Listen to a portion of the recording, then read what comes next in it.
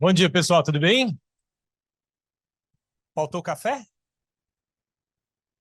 Bora lá? Vou estar ali já? Muito bom. Pessoal, bom dia, sou Fernando Zapata, sou arquiteto de soluções na AWS. Já estou lá na firma, sei lá, quase 7 anos, talvez. Então eu vivi e estou vivendo, né, esse boom do mundo de nuvem já há algum tempo. E hoje a minha missão lá na firma é ajudar empresas no processo de modernização de aplicações. Então, é comum a galera chegar em mim e falar assim, Zapata, eu preciso migrar de um monolito para um microserviço. É, será que é um bom caminho? E aí, hoje, vou contar para vocês não só aquilo que é bom, mas aquilo que é ruim, porque normalmente a gente vê, o pessoal só fala que dá certo, né? Então eu vim contar para vocês um pouco do que também não dá certo e o que a gente precisa olhar. Tá? Então, por isso eu chamei de As Verdades sobre Migração de Monolitos para Microserviços. Beleza? Primeiro desafio, quando a gente faz uma palestra como essa, além do passador, é esse aqui? Peraí, vamos lá, vai dar certo. Piscou, acendeu, mas agora foi? Foi, olha só. Primeiro desafio, quando a gente faz uma palestra como essa, é acertar grafia, né? Por que acertar grafia? Porque você escreve, depois vocês fazem esse teste, né? Você vai escrever lá na apresentação de vocês, cada lugar ele vem de um jeito, né? Então você nunca sabe se você está escrevendo certo ou errado. O corretor, ele te pega. Então esse é o primeiro desafio para a gente falar de microserviços, monolitos e coisas desse tipo. Então, quando a gente começa, e aí carinhosamente eu vou chamar isso de aerolito, né? Então, para quem lembra, vai saber essa referência dos aerolitos lá do Chavinho e do Chapolin. Eu dividi esse nosso papo em 3 bloquinhos. Uma introdução para a gente falar sobre microserviços, de fato, como que a gente planeja uma migração, tem um design pattern, hoje é o mais usado, que eu vou contar para vocês, como que a gente vai estrangular esse aerolito a partir daqui. A grande parte dessa talk é baseada neste livro, tá? Então é a Bíblia para quem está nessa jornada ou para quem quer ir para essa jornada. Então, esse livro do Sam Newman é a Bíblia. Tem tudo que vocês precisam saber com uma riqueza de detalhes impressionante. Então, vale muito a pena para quem, de novo, tiver interesse, olhar para esse livro, tá bom? 3 segundos para foto, a galera aí tirando foto, 3 segundos. Todo mundo? Foi? É legal, a galera faz assim, pera. Deu certo? Boa, depois aí eu coloco aí para vocês. Bom, vamos começar falando. Parece óbvio, mas eu gosto, né? Eu tenho um mantra que minha avó me ensinava, que era o óbvio precisa ser dito, né? Então esse mantra eu levo para a vida. Então acho que vale a gente falar disso aqui. Quando a gente fala sobre microserviços, de fato tem relação com uma implementação independente, porém que funciona em conjunto. Faz sentido para vocês? Tranquilo? E funcionam em torno, né, e são modeladas em torno de um domínio de negócio, tá bom? Então essa é a primeira definição que é extremamente importante. A segunda também é óbvia, mas para quem é desenvolvedor, eu gosto de ressaltar. Quem é dev aqui? Show. Tem alguém de operação? Quem trabalha? Eu pergunto às vezes quem é chefe, mas normalmente tem vergonha de levantar. Para quem é dev, eu sou dev, comecei bem cedo nessa área, a rede é um negócio desconhecido, né? A gente esquece que tem a tal da rede no rolê. Não é verdade? Então, é importante a gente lembrar, se comunica através de rede. Uma outra coisa importante, idealmente, vou repetir, idealmente, os bancos de dados, eles estão ocultos, eles estão abstraídos pelo serviço, tá bom? Então, aquela ideia de banco de dados compartilhado não é legal, tá bom? E isso conecta muito com o princípio de ocultação de informação. O que é isso? Ocultar informação. Toda e qualquer requisição para um determinado domínio acontece sempre através de uma API e nunca direto no banco de dados. Tá? Então, de novo, abstração forte quando a gente fala de microserviço. Quando a gente fala de implementação independente, é bem importante destacar que o ecossistema do microserviço, para ele funcionar bem, para que você de fato tenha implementação independente, tem uma técnica de engenharia de software que precisa ser utilizada. Feature flag ou feature toggle, tá? Então, Você não consegue ter níveis extremos de entrega e de desacoplamento se, de fato, você não utilizar uma estratégia de feature flag ou feature toggle. Então, se você hoje tem uma bela implementação de microserviços e não está usando feature flag ou feature toggle, é muito provável que você tenha um outro negócio, talvez seja um monolito distribuído. Vou falar mais dele adiante. Baixo acoplamento. Eu gosto de destacar baixo acoplamento não só falando de tecnologia, mas as equipes estão desacopladas. É normal a gente falar e focar o desacoplamento na tecnologia, né? A gente focar no desacoplamento de, então aqui eu vou chamar via API ou vou utilizar uma estratégia de event-driven ou alguma coisa, ou alguma outra sigla dessas legais que a gente acha no Medium. Mas será que as equipes estão desacopladas? Será que existe uma dependência entre, eu já terminei o meu trampo, mas se você ainda não terminou o seu, o deploy não pode acontecer. Isso é um forte indício que você tem encadeamento de atividade, acoplamento de equipes e acoplamento de tecnologia. Feature Flag te ajuda a resolver esse tipo de rolê. E, de novo, seja dono dos seus próprios dados, princípio de ocultação de informação, tá bom? Então, isso é muito, muito, muito importante. Quando a gente começa a falar sobre essa questão de modelar em torno de um domínio de negócio, eu gosto de trazer esse exemplo aqui. Então, imagina que eu tenho uma aplicação bem tradicional, 3 camadas, né? Então, eu tenho um time de UI, eu tenho um time de back-end, tenho DBAs, e eu preciso fazer uma alteração nessa minha aplicação, e neste caso é colocar o gênero musical, né, dentro de uma aplicação. Imagina que é uma aplicação de música.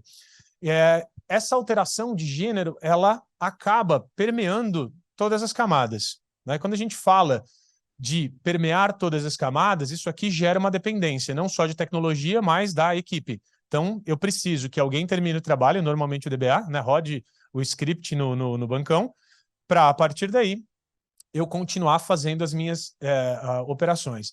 E, normalmente, nas grandes empresas, isso é orquestrado através de uma reunião, a tal da GMUD. GMUD, quem conhece GMUD? O termo? GMUD vem de gestão de mudança. É uma reunião muito interessante. Normalmente acontece uma vez por semana, junta todo mundo em uma sala, onde os times vêm e falam assim, vamos fazer uma alteração na aplicação tal. Alguém tem algo a dizer que impede essa mudança, tipo casamento? Aí, normalmente, ninguém fala nada. Ninguém sabe de nada.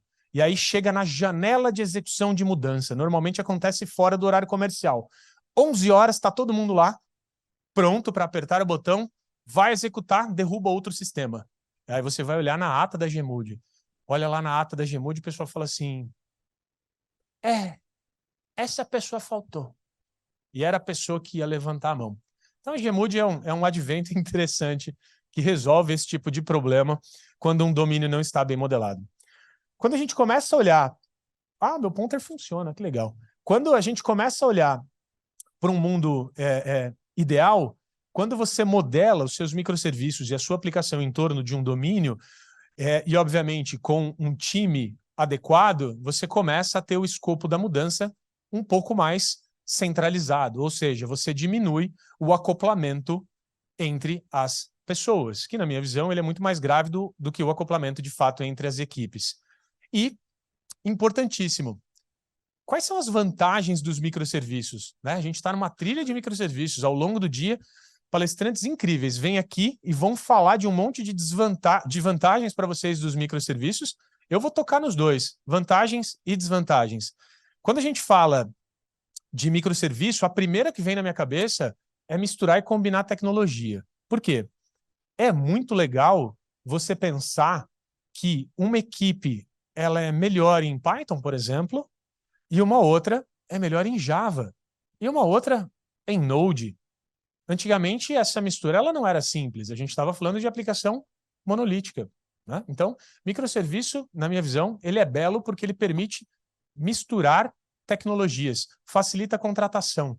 Tá? Em algum momento do meu passado, eu passei por uma empresa onde ela tinha um stack de tecnologia extremamente restritivo. E era uma empresa que cresce na taxa de 2 dígitos ao ano. Minha primeira semana na firma, eu falei, nossa, legal pra caramba, a gente não consegue contratar, né, essas pessoas. Aí ele falou, não, lógico que a gente consegue. Eu falei, olha que número bizarro. Eu entrei no LinkedIn, Instituto Zapata de Pesquisa. Joguei lá, pesquisei, né, Java, tem lá 180 mil profissionais, eu anotei esse número. Aí eu peguei o stack da firma lá, joguei lá, coloquei tipo 5 mil profissionais. Eu falei, opa, tem alguma coisa muito errada, né? E aí, essa linguagem é uma linguagem que surgiu para mobile. E a galera usa para back-end. E tá tudo bem. Aí eu falei, bom, vamos imaginar que metade daqui é uma galera de mobile. Eu já tirei, sobram 2.500, né? Se eu conseguir falar com esses 2.500, será que, sei lá, uns 30% vão participar do processo? Será que de tudo isso, 10% eu consigo fazer uma offer? Será que talvez 5% disso aceite? A gente está falando de 125 profissionais dentro do universo de tecnologia que está lá no LinkedIn. Não é sustentável. Então, isso aqui, microserviço, habilita a integração das tecnologias onde cada time ou cada parte da tua empresa utiliza o que é melhor para ela. Chovendo molhado, né? Aqui também é falar de escalabilidade independente, né? É óbvio. Seus times eles podem ser menores, focados, e, de fato, você começa a ter um olhar um pouco mais especializado, quando a gente começa a falar de monitoração e observabilidade, né? Porque a aplicação distribuída, por natureza, já é complexo. E o que é ruim na computação distribuída, né? Começo a falar do que é ruim na computação distribuída. Quando a gente começa a falar do que é ruim, tem algumas falácias, né? A primeira é que a rede é estável, né? A rede é estável, né? Para quem é dev, a gente nem sabe que rede existe, então tá tranquilo. Então essa aqui fica fácil. Latência é zero. O que é latência, gente? Né? Para dev, latência. Que é isso, né? A gente realmente acredita que a banda é infinita, não acredita? A gente não coloca uns payload coiseira, a gente coloca uns payload que é, né, topzera. A gente manda payload de um lado para o outro e a gente acha que a banda é infinita. A gente acha que a rede é segura, que a topologia não muda. E vou contar para vocês, tem alguém de rede aqui? Uma, duas, três, quatro. Eu tenho uma experiência interessante com rede. A galera de rede, tipo, acorda de manhã e fala assim, deixa eu olhar aqui, o que eu vou mudar na topologia hoje? Não é? Às vezes acontece. Aí vai lá, muda alguma coisa na topologia e impacta o resto do rolê. Computação distribuída não tem um único administrador. Custo de transporte é zero. E custo de transporte, estou falando de dinheiros e estou falando de latência, tá? Então, de verdade, não é zero, né? Tem latência e custa dinheiro. E a gente realmente acredita que a rede, por definição, ela é homogênea. Ou seja, a mesma rede que eu estou testando aqui na minha máquina, ela vai ser a mesma que todos os meus clientes utilizam. Tá? Então, computação distribuída tem alguns desses problemas que eu contei para vocês. Anteriormente, eu comentei que se você tem uma arquitetura de microserviços, porém você precisa fazer o deploy de todos eles de uma única vez, você não tem microserviços. O que você tem? Um monolito distribuído. Então, você tem lá uma aplicação que precisa, de fato, ser deployada toda de uma vez para que isso funcione de forma adequada. Tá? Então, evitem o monolito distribuído, porque normalmente, quando a gente tem um evento de um monolito distribuído, ou em geral, né, uma aplicação monolítica, a lei de Conway está em ação. Já ouviram falar na lei de Conway? Não? Conway é um brother que colocou essa lei em 1967. E Conway diz que uma organização que tem uma estrutura de comunicação monolítica, né, ou seja, linear, produz aplicações monolíticas. E o contrário também é verdade. Se você vai numa empresa, numa organização que tem uma aplicação monolítica, é muito provável que a estrutura de comunicação dessa empresa, né, o organograma, seja linear e monolítico. Então, às vezes, as empresas optam por migrar de monolitos para microserviços e esquecem da cultura organizacional. Eu preciso reorganizar as equipes, né? A gente fala um pouquinho sobre isso aqui para frente. E como eu planejo a migração? Agora que a gente está todo mundo na mesma página do que é microserviço, o que é bom e o que é ruim. Como que eu planejo, de fato, essa migração? A primeira provocação que eu gosto de fazer é por que eu deveria escolher microserviço? Tá? Então, porque eu melhoro a autonomia das minhas equipes, porque eu reduzo o tempo de lançamento de produtos. Aqui tem um asterisco importante. Quando a gente fala de reduzir o tempo de lançamento dos produtos, eu estou fazendo referência a uma empresa que já tem uma estrutura montada, tá bom? Não estou falando de uma startup que quer começar agora. Então, se você já tem uma empresa montada, você já usa microserviços, então essa estrutura, ela te ajuda a lançar mais rápido. Por quê? Porque você cria peças menores, idealmente desacopladas. Isso te dá, devido à escalabilidade, o modelo de pay as you go, se você estiver usando nuvem, eficiência de custo, né? Porque você vai pagar somente pela demanda ou pelo que de fato você está fazendo. Melhora a resiliência, mais um asterisco importante aqui. Quando a gente fala de resiliência, isso só é verdade se você tiver uma estratégia adequada por trás, porque não adianta nada eu ter os meus microserviços todos espalhados em clusters e um monte de coisas legais se o banco de dados for compartilhado. Faz sentido? Então, o ideal, quando você opta por essa estratégia, é pensar em arquiteturas ou opções que vão para o lado de sharding. Então, pense, eu tenho a minha arquitetura com o deploy feito, sei lá, 10 vezes, e 10% dos meus clientes estão em cada uma dessas estruturas. Eu diminuo o blast radius. Se uma delas cair, eu não impacto 100%, eu impacto 10% do todo. Tá? Então, é importante pensar em resiliência, microserviços, mas, de novo, não é só sair de um monolito e ir para microserviço e falar, sou resiliente. Não. Tá bom? Tem engenharia de software atrelada, tem que pensar em outras coisas. Sharding, feature flag, enfim, um monte de outras coisas interessantes aí. E você consegue aumentar o número de desenvolvedores, tá? Uma das coisas que eu vejo nas minhas andanças, que na minha visão é um grande problema, é que, sei lá, 99% das empresas que eu visito se preocupam com o stack de tecnologia. Porém, eles não lembram de repensar o repositório de código. Então, não adianta nada você ir para uma estrutura de microserviços se o seu codebase é único. Eu quero ter lá 100 desenvolvedores olhando para o mesmo Git. Né? Você fala assim, não faz o menor sentido. Tá? Então, é muito importante pensar no repositório de código. Você quer migrar para microserviço? Quero. Que top! Vamos começar analisando o repositório? Vamos pensar como que a gente adequa o repositório? Quem são as equipes? Quais são os domínios? Como que a gente separa tudo isso? Tá? Extremamente importante começar por aí. E, como eu prometi falar das coisas ruins, por que microserviços é ruim em alguns casos?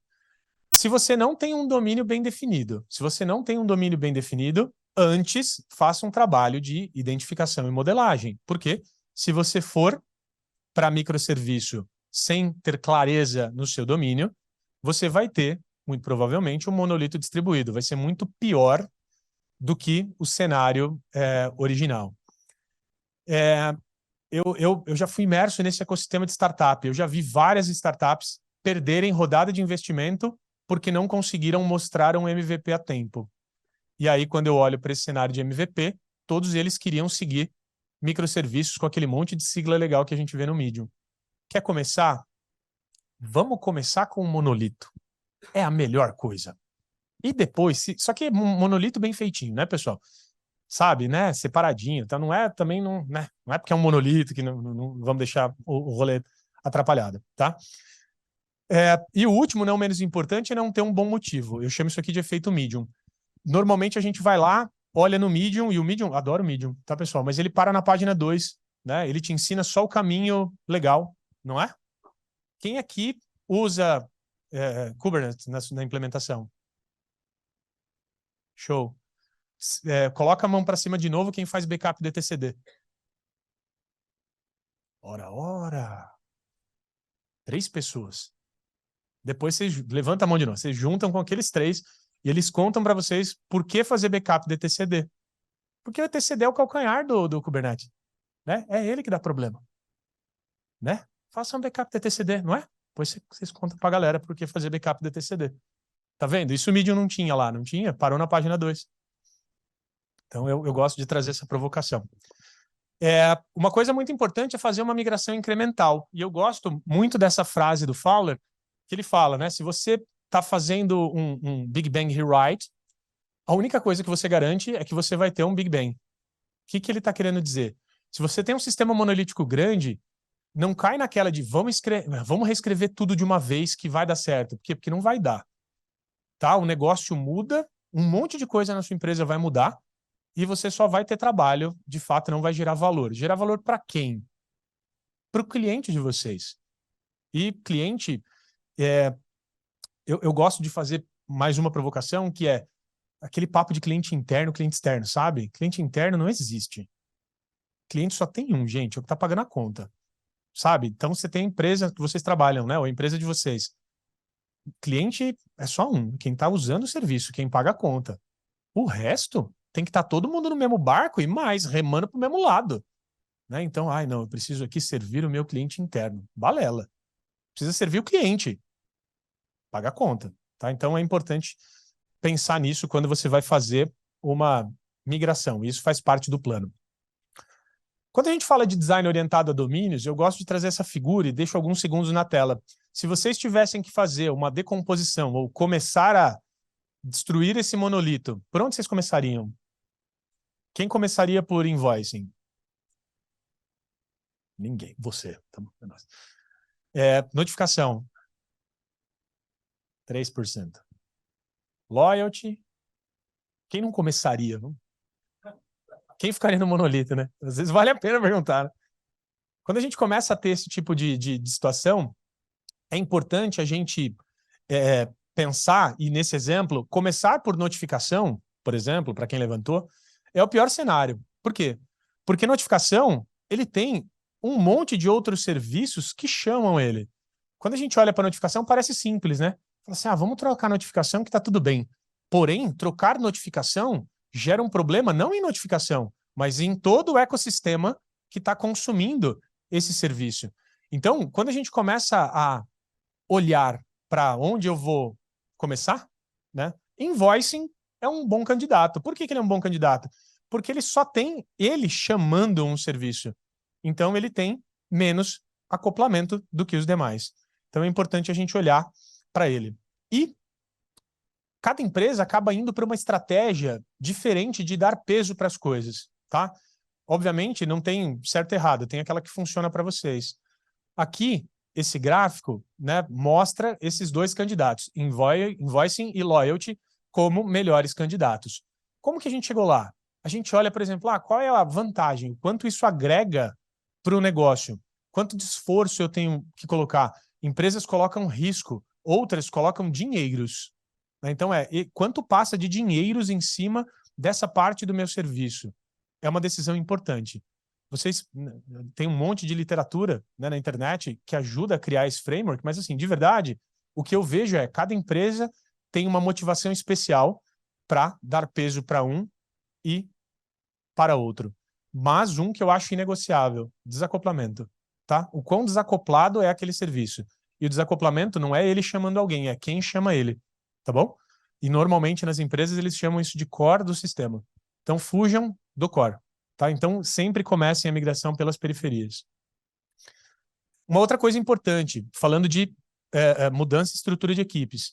Aqui é um exemplo onde a primeira coisa que você precisa fazer quando você pensa em fazer uma migração de microserviços é reestrutura suas equipes. Normalmente uma boa opção, já que você tem um domínio especializado, leve o time de back-end e de front-end para o mesmo squad. Por quê? Porque eles precisam compartilhar do mesmo objetivo. Em inglês tem uma frase muito interessante que é Goals Drive Behavior. Então, as metas, elas direcionam, moldam o comportamento. Então, a meta desses dois times tem que ser a mesma para que isso dê certo. Tá? Não dá para manter esses times separados. Por quê? Lembra daquele exemplo que eu falei para vocês de como que você vai modelar o domínio e como que você organiza a mudança para ir para a produção? Esses times juntos, essa mudança ela é muito mais simples, ela é muito mais eficiente. Uma outra coisa importante é, quando você vai para o mundo dos microserviços, vocês precisam fazer uma avaliação de habilidades técnicas das equipes. Não é só olhar e falar assim, agora eu quero ter o stack de tecnologia do último tipo. Eu vou usar aquele monte de siglas, né, que a gente tem e vamos lá. Se de fato, você não entender se a tua equipe ela tem as habilidades necessárias para fazer essa migração, vai azedar o pé do frango, tá? Então, pensem sempre. Façam um assessment das habilidades que vocês optam por levar para a migração e entendam se você precisa, de fato, capacitar as pessoas para essa migração, tá bom? Não é só migrar. Como que, de fato, você vai saber se essa migração ela está funcionando ou não? Eu gosto de fazer uma provocação interessante aqui. Quando a gente olha para uma migração, normalmente ela é longa, né? Então, encurte os pontos de checagem, tá? Por mais que naquela semana você não tenha algo relevante para falar, faça uma checagem, nem que seja para olhar, estamos no mesmo lugar, porque isso é um indicativo. É um indicativo de que a coisa não andou, tá? Então, pontos regulares. Faça medições quantitativas e qualitativas. Não é uma ou outra, tá? Então, por exemplo, quero fazer a migração do meu stack de tecnologia por um novo stack de tecnologia. Show. Qual é a meta? A meta é migrar 70%. Top. Belo número. Veio de onde mesmo? 70% ele é excelente, né? Não parece bom? Que valor ele gera? Precisa pensar nas duas coisas. Já vi algumas empresas migrando para uma estrutura orientada a microserviços, só que o tempo de resposta piorou 10 vezes. Estamos em microserviço, hein? Topzera. E o tempo de resposta do cliente? Piorou. Fez sentido a migração? Obviamente não. Então é importante pensar na métrica de ouro. E normalmente a métrica de ouro é aquela que está mais próxima do seu cliente. Quanto mais próxima for essa métrica do cliente, melhor ela é. Tá? Então, por exemplo, sei lá, eu tenho uma métrica aqui que é vendas por minuto. É uma boa métrica. Por quê? Porque ela está perto do cliente. Tá? Então, quanto mais perto do cliente, você tem um indicativo que se a sua migração está funcionando ou não, ela está sendo eficiente. Porque não é só migrar, tem que resolver algum problema. Né? Quando a gente fala de migração, eu gosto de trazer um exemplo do Concorde. Sabe aquele avião supersônico, Concorde? O projeto do Concorde ele é um projeto interessante. Ele começou, né, na Europa, na França, e depois eles falaram, pô, a gente vai precisar de ajuda. Né? Então, outros países se juntaram na construção do Concorde e, desde o tempo de projeto, eles sabiam que o avião ele era inviável financeiramente. Muito louco, né? Por quê? Porque para um avião ser supersônico naquela época, ele precisava ser mais fino. Sendo mais fino, o número de passageiros ele era menor. O número de passageiros sendo menor, eu preciso cobrar mais caro. E aí, não preciso nem terminar.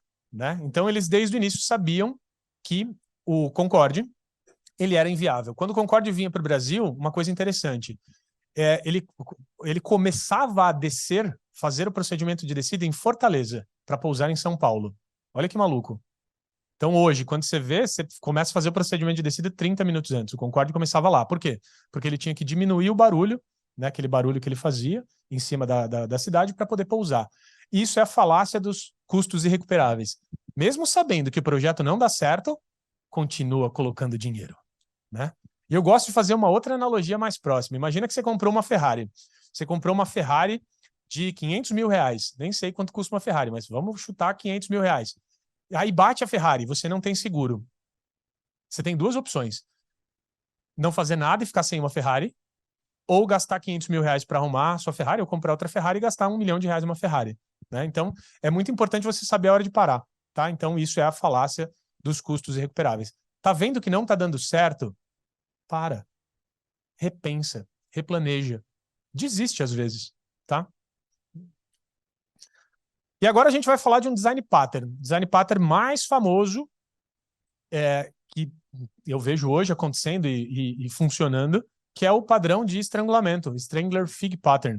A figueira, para quem não sabe, ela começa a sair, né, ao redor do tronco principal, outras raízes que sustentam a figueira.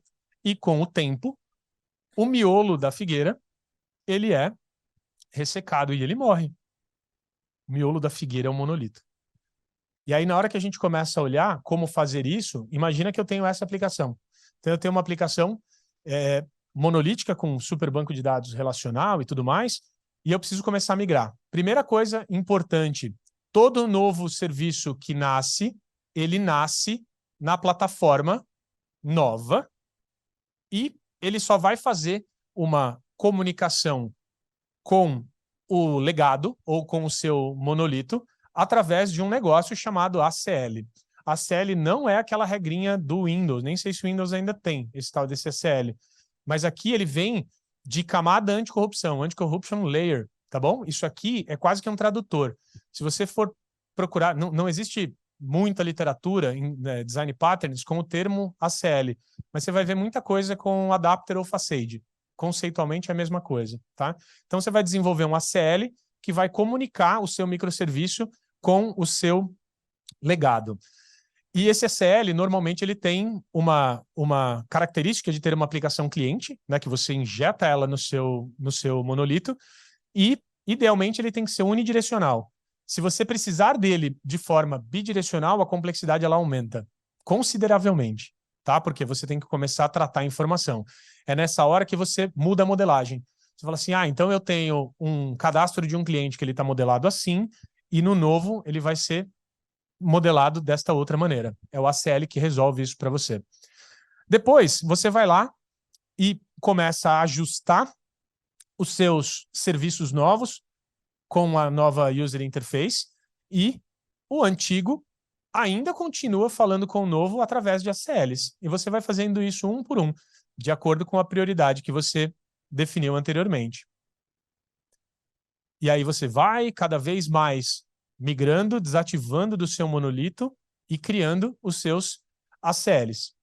A grande sacada é que em algum momento, quando você continua fazendo essa migração, você de fato pode desativar os ACLs. Qual é a melhor forma de desativar um ACL, uma replicação de dados? Usando feature flag ou feature toggle. Por isso que eu insisto tanto. Quer começar a migrar? Define uma estratégia de feature flag ou feature toggle, vai ser importante para vocês.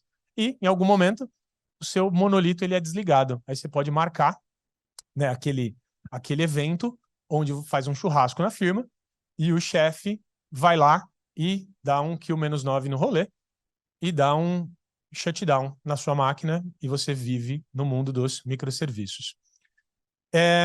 Dentro desse ecossistema, é importante frisar duas coisas. Talvez você precise de orquestração e talvez você precise de coreografia nesse novo mundo, tá? Eu vou fazer uma inferência aqui. Tenho certeza que vocês vão precisar dos dois, tá bom? Por quê?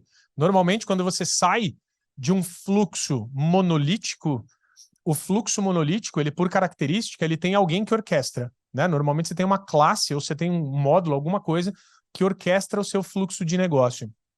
E quando a gente vai para um cenário de microserviço, coreografia acaba sendo, né, se você ainda for para eventos, acaba sendo o mais eficiente. Então a grande sacada é não abrace um deles e vá até o final. Você vai precisar dos dois. Em algum momento você vai precisar começar com orquestração, sendo alguém controlando o fluxo, e com o tempo você vai para um cenário coreografado, tá bom? CQRS talvez seja uma boa opção para você poder usar bancos de dados de propósito específico, tá? Então você desacopla leitura e escrita, você ganha escalabilidade, melhora a resiliência, então vale a pena olharem para CQRS dentro da estrutura de vocês. E aqui tem um exemplo para... Essa aqui é mais legal até para tirar foto. Quando a escrita ela é desacoplada da tua leitura, porque você consegue, de fato, usar tecnologia diversa para resolver e atingir um determinado propósito e resolver um problema de negócio, tá? Então, CQRS é algo que você precisa ter no radar. Já comecem pensando a arquitetura de vocês considerando CQRS, tá bom? Dá menos trabalho durante o teu processo de migração. A gente pede encarecidamente, né, que vocês escaneiem o QR Code, mandem feedback, o que funcionou, o que não funcionou para vocês. Para a gente é muito importante, para que, obviamente, nas próximas a gente corrija. E queria, de novo, parabenizar vocês por estarem aqui em busca de conhecimento, e que todos tenham um excelente evento. Vou estar aí, né, na trilha ao longo do dia. Quem quiser bater um papo, estou super à disposição. Obrigado e um excelente evento para vocês. Bora curtir. Valeu, pessoal!